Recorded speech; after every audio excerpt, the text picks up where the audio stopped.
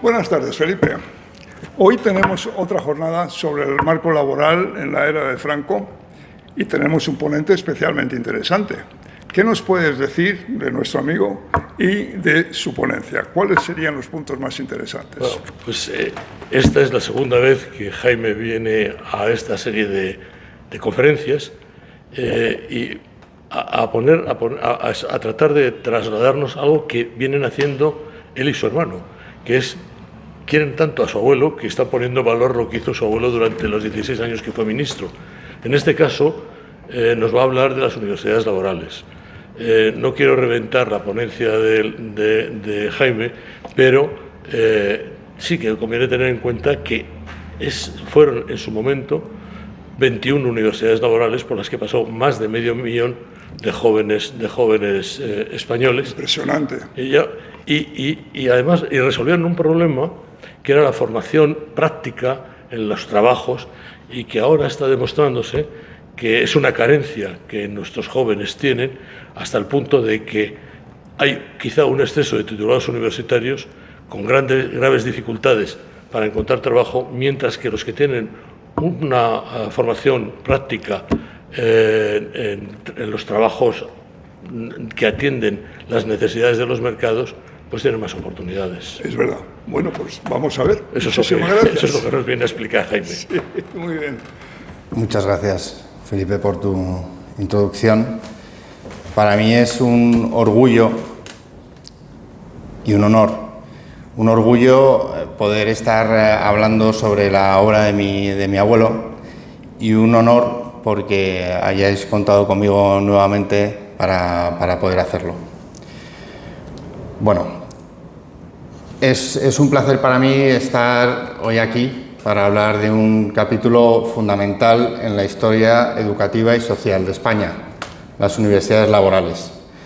Antes de empezar, para dar contexto, quiero recordar simplemente en titulares de lo que hablamos aquí hace 2 semanas y en la ponencia del 19 de mayo, bajo el título José Antonio Girón de Velasco y la justicia social, repasamos la figura de José Antonio Girón de Velasco y su vida antes, durante y después de la Guerra Civil, el impacto que tuvo la Falange en su ideología y que posteriormente trasladó a las leyes que promulgó durante sus 16 años en el Ministerio de Trabajo, entre las que se encontraban las universidades laborales. Instituciones que, más allá de su contexto político, representaron un esfuerzo ambicioso por ofrecer formación integral y ambicioso por ofrecer oportunidades a la juventud trabajadora en un momento de profundas transformaciones. Hoy vamos a revisar su origen, su funcionamiento y el impacto que tuvieron, dedicando una especial atención a la visión y labor de José Antonio Girón de Velasco, una figura clave en su impulso y desarrollo. Bien, para entender las universidades laborales debemos situarnos en la España de la posguerra civil, un país devastado, con una economía en reconstrucción y una necesidad imperante de mano de obra cualificada. El régimen franquista, en su afán de reconstrucción nacional, identificó la formación profesional como un pilar fundamental. La situación de España tras la Guerra Civil era desastrosa, marcando un periodo de profunda recesión, aislamiento y penurias, especialmente durante la década de 1940, conocida como los años del hambre. A nivel económico, la producción agrícola cayó un 20%, la producción industrial se redujo un 30%, la renta per cápita no superó la de 1935 hasta 1954. El régimen franquista adoptó una política económica de autarquía, debido en parte al aislamiento y a la escasez de recursos. A ver, que me he ido aquí. El país sufría el agotamiento de las reservas de oro del Banco de España, utilizadas por el gobierno republicano para financiar la guerra, y un aumento significativo de la deuda externa. Esto a nivel económico. A nivel industrial, muchas infraestructuras industriales sufrieron daños directos por la guerra, y a pesar de la destrucción, de que no fue la destrucción de infraestructuras tan severa como en algunos países de la Segunda Guerra Mundial, la recuperación industrial fue muy lenta durante los años 40. Y a nivel demográfico, una simple pincelada, se estiman bajas en torno a 500.000 de personas. Es decir, el contexto socioeconómico y demográfico en España era terrible después de la Guerra Civil, y aún peor que esto es que el panorama de ilusión, proyección y futuro para adultos y jóvenes había desaparecido. Si el liderazgo consiste en imaginar siempre algo mejor, es en este panorama de necesidad de ilusión, de necesidad de proyección y necesidad de futuro donde emerge una generación de líderes, líderes capaces de soñar a lo grande y, más importante, líderes capaces de convertir en realidad estos sueños. Uno de estos líderes era José Antonio Girón de Velasco. José Antonio Girón de Velasco cobra una relevancia capital. Como ministro de Trabajo durante el periodo 1941 a 1957, Girón de Velasco fue el arquitecto principal y el máximo valedor de las universidades laborales. No fue simplemente un gestor, fue un ideólogo y un visionario. Girón concebía las universidades laborales como un elemento clave en la revolución nacional sindicalista. Para él, estas instituciones eran la plasmación de la idea de la justicia social, de la que tanto hablamos el otro día, dentro de la reconstrucción de España. No solo se trataba de formar obreros cualificados para la industria y la agricultura, sino de elevar la dignidad del trabajo y del trabajador. Su visión iba más allá de la mera instrucción técnica. Buscaba la formación de un hombre nuevo, consciente de su papel en la sociedad y comprometido con los valores del régimen. Fue Girón quien impulsó la construcción y expansión de estas universidades por toda la geografía española. La de Gijón fue la primera, pero le seguirían otras. Su persistencia y determinación fueron fundamentales para superar las reticencias y la burocracia y para asegurar la financiación necesaria a través de las cotizaciones a la Seguridad Social. Para Girón, las universidades laborales eran un pilar fundamental del sindicalismo, entendido como forma de organización social que buscaba la armonía entre capital y trabajo. Creía firmemente en la capacidad de estas instituciones para transformar la sociedad española, proporcionando oportunidades a la juventud trabajadora que de otra forma no habrían tenido acceso a una educación de calidad. La huella de Girón en estas instituciones es innegable, tanto en su concepción arquitectónica como en su ideario pedagógico. Y ahora voy a repetir un vídeo de otro día donde él mismo explica cómo las concibió. Después de todas estas atenciones de tipo material, yo estaba convencido que por mucho que se le diera al trabajador, no se le daba lo necesario ni lo suficiente para poder resolver todos sus problemas. El problema estaba en la preparación del trabajador para la vida, en la preparación del hombre para poder luchar por sí mismo contra las dificultades. Y así un día se lo dije al caudillo. Así como hay universidades del Estado para una carrera, debe haber universidades laborales para de este modo el trabajador vaya formándose en la necesidad de poder saber, cumplir las libertades, libertad de ser, libertad de saber, libertad de mandar, libertad de poseer. Esto se lo metí, lo comprendió enseguida el caudillo y empezamos enseguida con las universidades laborales. ¿Dieron resultado? Pues muchas veces sí. En una gran mayoría, y todavía no hace mucho tiempo, durante un año, año y medio, hará año y medio se han recibido aquí pues muchas cartas y muchas comunicaciones de los trabajadores de entonces agradeciendo de una manera especial las universidades laborales. La primera universidad laboral fue la de Gijón. Fue inaugurada en 1955 y es el epicentro del modelo.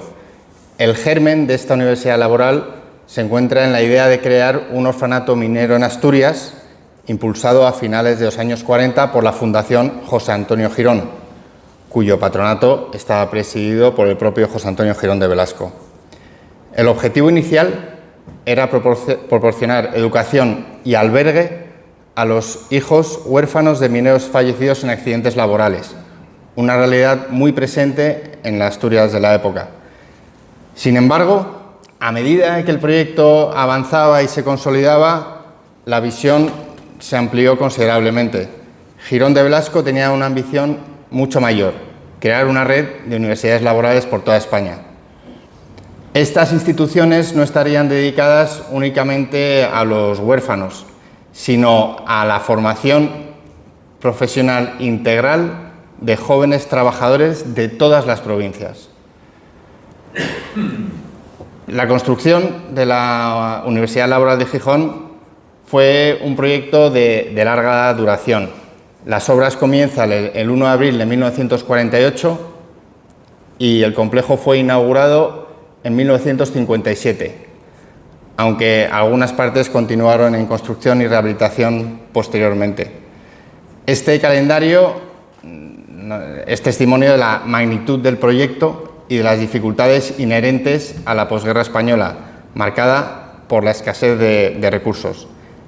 A pesar de ello, la determinación y la perseverancia de crear un centro de esta magnitud llevó a la finalización de una obra que, por su escala y características, es única en España y un referente en la arquitectura del siglo XX. En resumen, la Universidad Laboral de Gijón no fue solo un edificio, sino una concepción arquitectónica de una institución educativa y social, diseñada con la visión de un arquitecto clásico como Luis Moya Blanco y construida con el esfuerzo de casi una década para dar forma a una ciudad de 270.000 metros cuadrados que simbolizara los valores de esa época.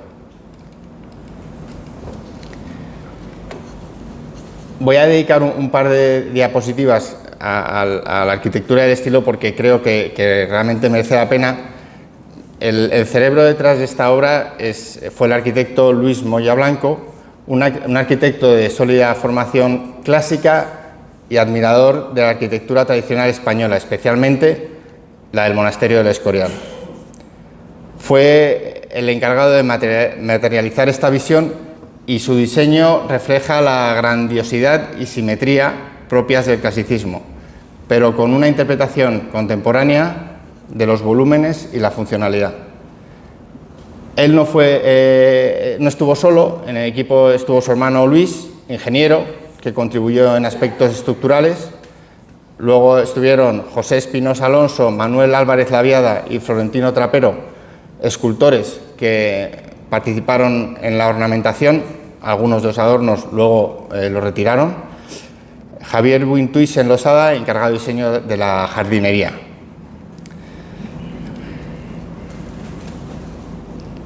La concepción de la Universidad Laboral era una ciudad dentro de una ciudad. Y siendo uno de los aspectos más destacables, lo asemeja a la idea de città ideale de Francesco Di Giorgio, que tiene en el centro del edificio y luego unos arrabales que eran los talleres y las áreas de trabajo. Vemos en el centro la plaza central con una capilla que tiene la cúpula elíptica más grande de España y la torre más alta de Asturias, que mide 130 metros. Por otro lado están los talleres. Flanqueando los edificios principales se situaban los talleres de formación profesional. Estos talleres eran esenciales para el propósito educativo de la laboral, donde los estudiantes aprendían oficios como metalurgia, mecánica, carpintería, etc. La disposición permitía una clara separación entre las áreas de estudio y las de trabajo práctico, pero todo integrado en un conjunto coherente. El teatro es uno de los elementos que pretende destacar Moya, siendo un punto de encuentro social entre alumnos y profesores. Por otro lado, tenemos residencias, la Escuela de Capacitación Social, que luego explicaré un poco mejor, que es el convento donde residían la comunidad de monjas clarisas que se encargaban de los servicios domésticos, y una serie de espacios deportivos y recreativos y jardines.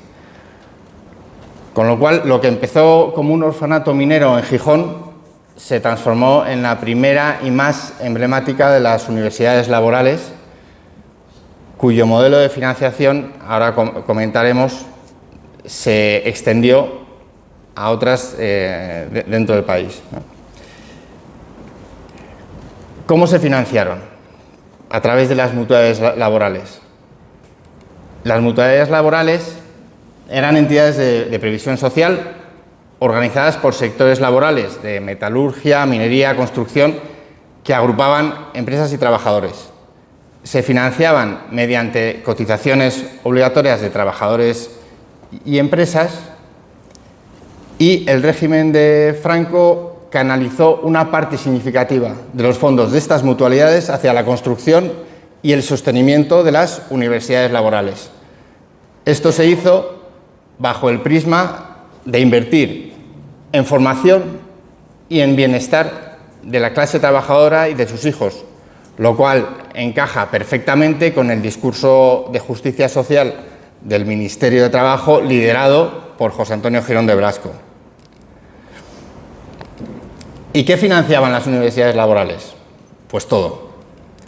Los edificios, las instalaciones y equipamiento, el coste de los talleres, laboratorios, aulas, residencias, mobiliario y maquinaria, los gastos de funcionamiento y mantenimiento operativo, personal, salarios de personal docente, administrativo, servicios, los suministros, los costes de electricidad, servicios generales y, por último, un punto muy importante, o un punto de los aspectos más destacados de este sistema de financiación.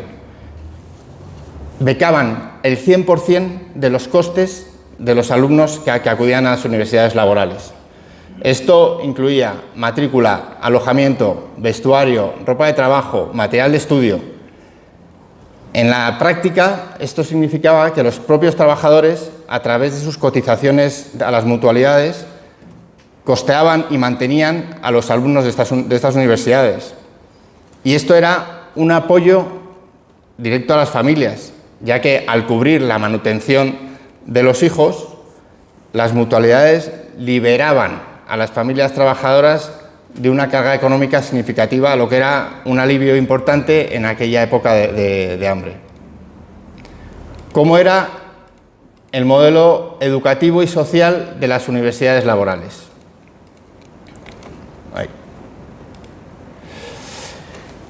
Este era un modelo único en su momento. Se basaba en una educación residencial, es decir, todo el mundo vivía interno en la universidad laboral, lo que permitía un control sobre su formación y su vida diaria, inculcando disciplina, valores y un fuerte sentido de comunidad. El currículo lo formaba la formación técnica con una sólida base de bachillerato, lo que abría las puertas a la universidad.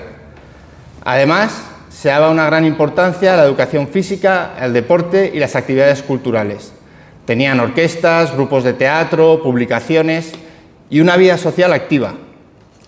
Esto, en definitiva, buscaba formar individuos íntegros, no solo buenos profesionales. Las universidades laborales también jugaron un papel crucial en la movilidad social, ya que muchos alumnos procedían de entornos humildes y gracias a esta formación accedieron a puestos de trabajo cualificados e incluso a la educación superior, rompiendo el ciclo de la pobreza y la falta de oportunidades. ¿Cómo era el acceso y la formación? Bien, había que superar un examen ante un tribunal constituido por representantes de cada mutualidad y presidido por un representante de las universidades laborales. E inicialmente, la idea, como hemos comentado, surgió para los huérfanos de mineros y, por extensión, a los huérfanos de trabajadores en general y víctimas de accidentes laborales. Sin embargo, rápidamente el objetivo se amplió para abarcar a hijos de trabajadores. El principal colectivo al que se dirigía eran a los hijos de obreros y trabajadores de entornos rurales o familias con escasos recursos económicos, y el acceso, como hemos comentado antes, era a través de becas completas, financiación al 100%, lo que representaba una oportunidad única de formación y ascenso social para muchos de estos jóvenes.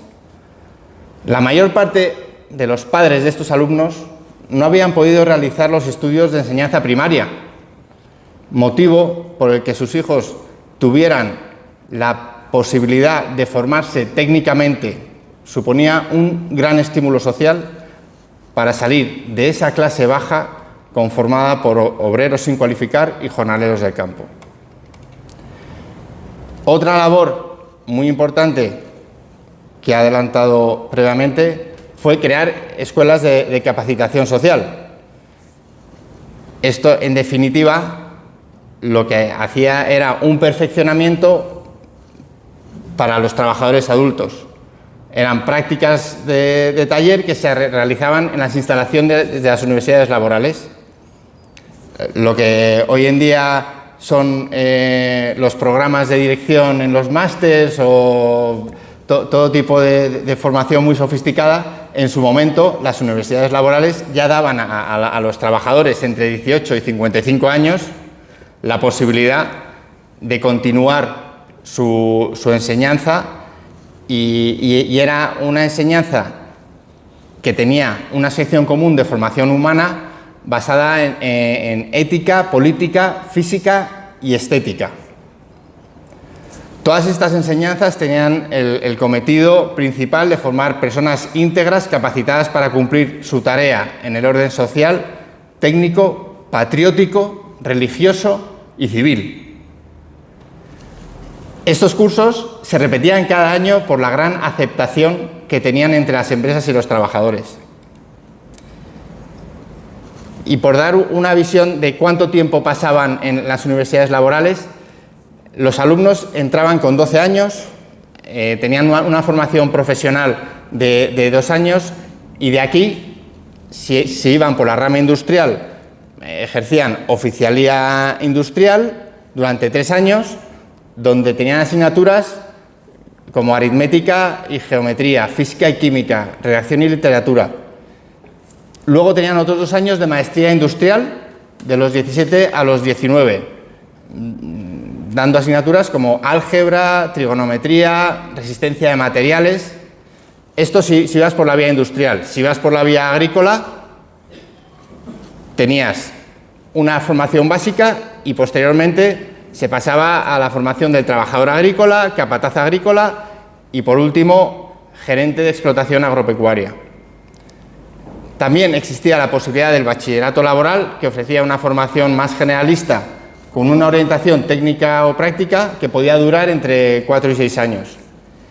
Y, por último, estudios preuniversitarios y de ingenierías técnicas. Algunas universidades laborales, como la de Gijón, ofrecían la posibilidad de cursar estos estudios.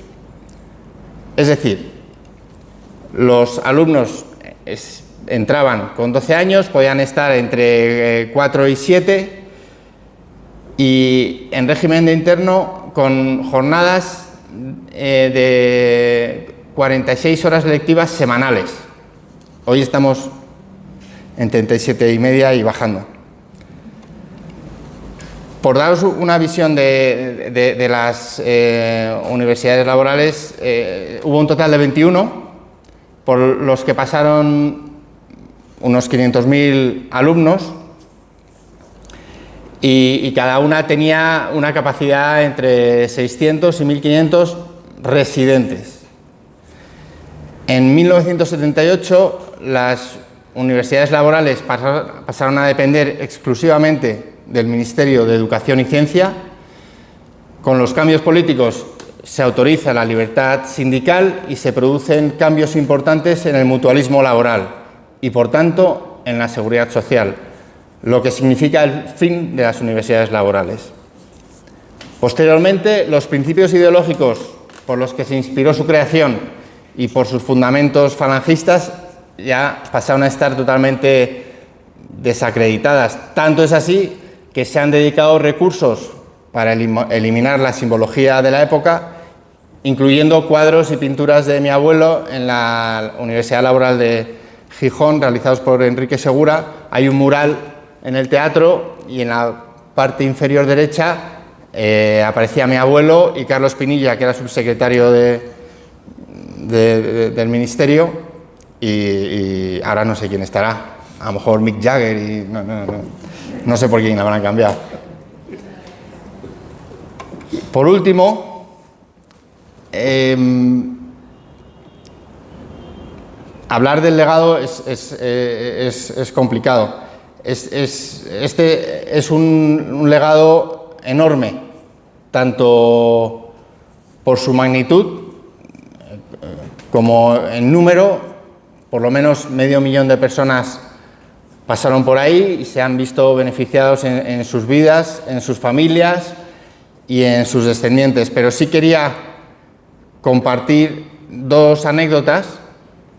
Una que me hicieron llegar hace poco, la biografía de José Skinderki, un voluntario de la División Azul que con 17 años se fue a Rusia y perdió sus dos piernas en el campo de batalla en Grigorovo.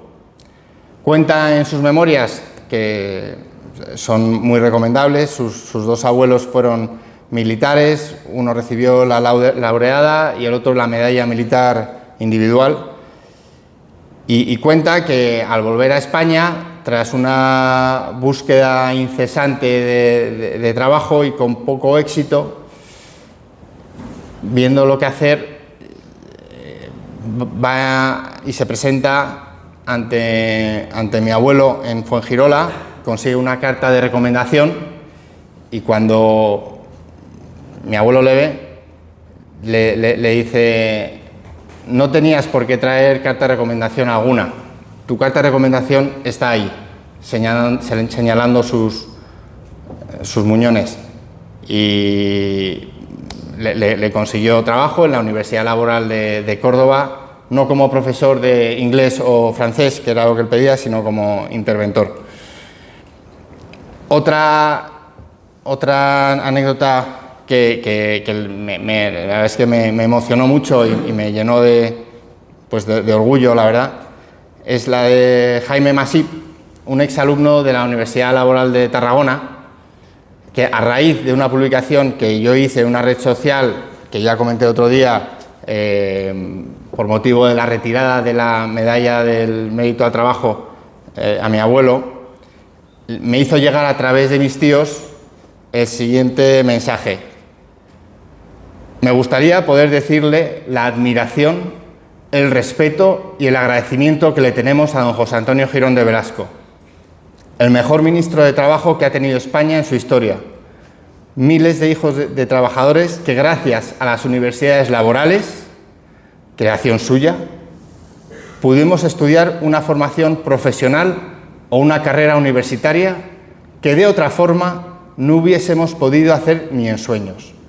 Centros en los que solo se primaba el esfuerzo y la constancia, no las ideas políticas.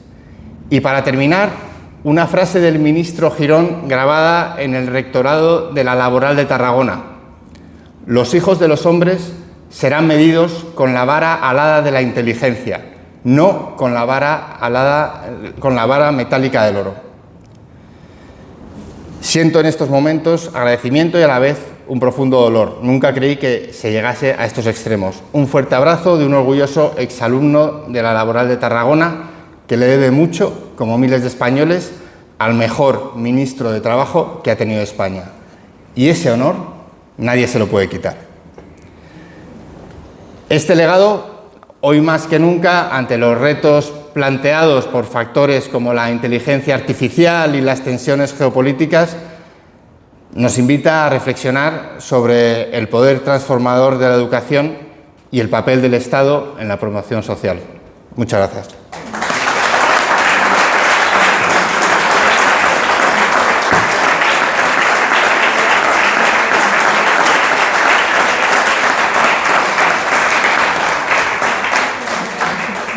Quisiera simplemente hacer un comentario, ya que presido la mesa. No tenemos tiempo para preguntas porque Rosa nos echa de aquí dentro de 3 minutos. Pero quería hacer el comentario de que esa cifra de 500.000 personas que pasaron por esas universidades, cualquiera que fuera el contexto, es decir, se le critica porque eso fue un invento de la Falange. Oiga, pero sacaron 500.000 formados, ¿no? Salieron 500.000 personas formadas profesionalmente. Ahora. Bueno. Es que aquí en la cabeza hay, y entonces no le oímos. Vale. Bueno, estaba diciendo que esa cifra, comparto tu emoción y tu admiración por lo que hizo tu abuelo. Había que tener una personalidad fuerte para que te hicieran caso. Y tu abuelo la tenía. Y por eso consiguió lo que consiguió. O sea, consiguió unos recursos inmensos para lo que era aquella época, montar las universidades laborales, porque tenía mucha fuerza. Era un hombre, sabía hablar, hablaba durante horas y convencía. Entonces, esa fuerza resultó en este invento. Un invento que tiene grabada la ideología falangista, no podía ser de otra forma. Venían de ahí, o sea, hay que recordar que la Falange básicamente es un movimiento socialista. O sea, su pasión era sacar al trabajador y darle un entorno digno. Y yo creo que con las universidades laborales ese objetivo se consiguió. Muchísimas gracias. Muchas gracias.